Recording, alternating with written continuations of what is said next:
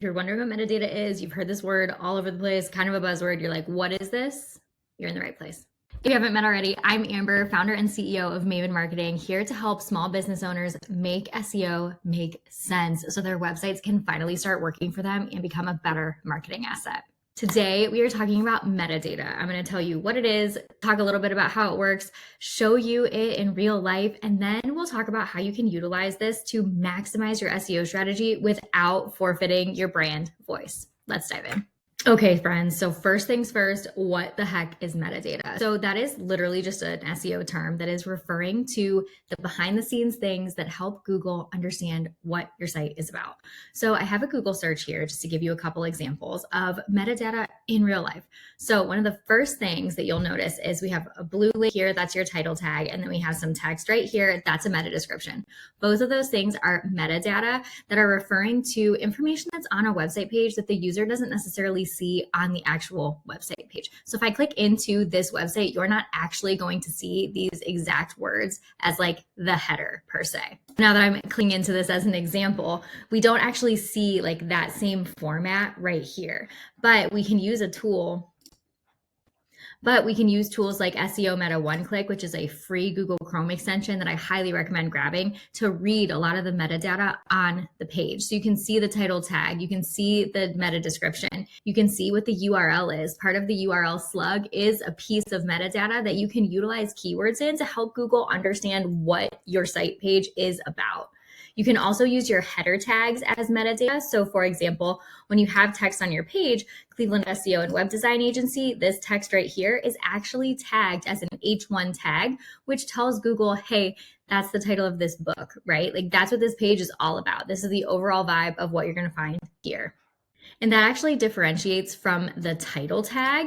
In this case, it's ironically similar words, but they have marketing services right after it. So if someone was looking for marketing services in Cleveland, the way that they've tagged their page would make them eligible for that search. Then as you scroll down, you notice that it's really just a page of information, right? You don't actually see the meta description. There's page copy, there's reviews, all of those things.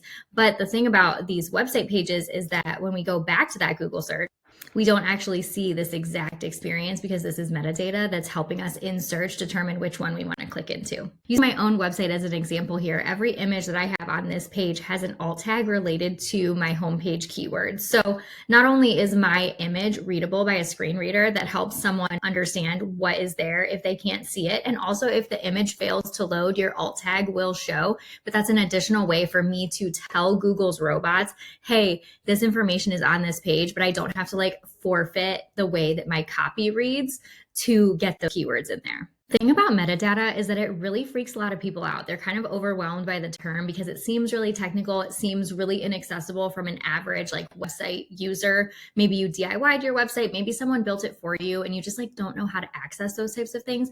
Don't worry, because once you start to learn SEO, you're actually going to be editing the metadata of your site pages without even really realizing it, because metadata is equivalent to things like your title tag, your meta description, your header tags, your image alt tags, any type of internal link. Those are metadata that are helping the Google robots understand what your site page is about, so then they can determine what your website is the best answer to when it comes to somebody Googling for something. One of the biggest challenges that small business owners come to me about is they want to optimize their website for SEO so they can show up on Google, but they hate the keywords that people are using to search for their brands because they don't feel aligned with their brand voice, and they don't want to like forfeit all of the brand personality that they've created by optimizing their site for SEO. And the first thing that I always talk about with them is the metadata. There are so many opportunities for us to utilize keywords in an SEO focused way that is considered metadata instead of user-facing copy.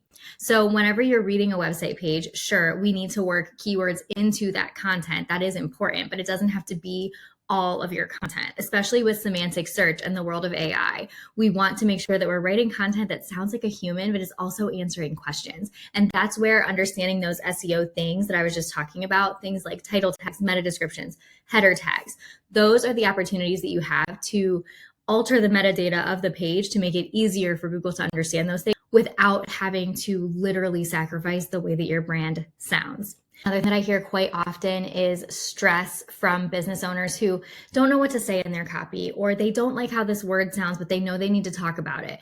And they want to understand, like, how can they talk about this and still hit the keyword while not making their entire brand all about this keyword, or not changing their brand voice to sound like a robot or not like themselves, or whatever the case may be. And again, that's where metadata comes in. I kind of look at it as like the behind the scenes opportunity to utilize the keywords that help people understand that you understand what you're talking about, or that you understand the answer to their question by utilizing their keywords in those specific places that are search focused, meaning people see that in search. It's a search focused effort. And then when they get to your website, you're opening the door, you're welcoming them into your home. You think about it as like using your address inside of your house. It might be weird, right? Like you don't have 1 Wallaby Way, Sydney inside your house on a massive poster, right? You just have it on the outside because it tells people how to get there. But then when they come in, they see all of your decor. They see all of your unique trinkets, understand you and why they're your friend instead of the person at 2 Wallaby Way. You get what I'm saying? And even though metadata sounds like a super scary word, I promise you it is actually not that scary. When you start optimizing your pages for SEO, you are automatically changing the metadata. When you have reviews on a Google business listing and say you integrate your Google business reviews with your website and they start to show automatically, that's metadata. You have so many opportunities every single day when you're managing your website on your own to edit metadata that you're actually not even realizing that you're editing it for.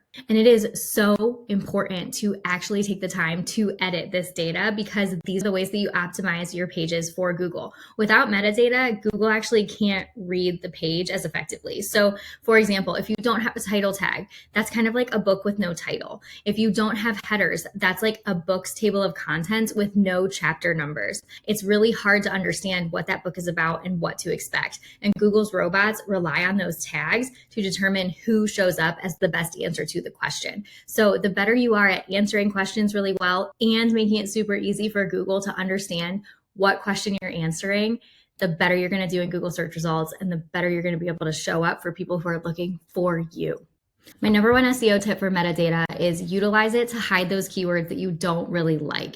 And you're not really hiding them per se, you're just not making them user focused on your actual website. So it's not on that user facing user experience side, it's just on the search focused side. Put those keywords in your title tag, in your meta description, on your image alt tags, those behind the scene places that will allow you to optimize for those keywords, but not make your entire brand those keywords. If you want to dive into the world of SEO and you want to figure out how to do it without having to sit behind your computer and watch all of these YouTube videos, check out my SEO courses. They are literally designed to walk you through the page optimization process. And I have platform-specific SEO courses. So whether you're on Wix, WordPress, Shopify, Showit, Squarespace, wherever you're at, there is an SEO course for you. Go to mavenmarketing.com/courses to check them out. And if you don't follow me already, make sure you subscribe to my channel, follow me on Instagram, and like this video to let me know what you want to learn next.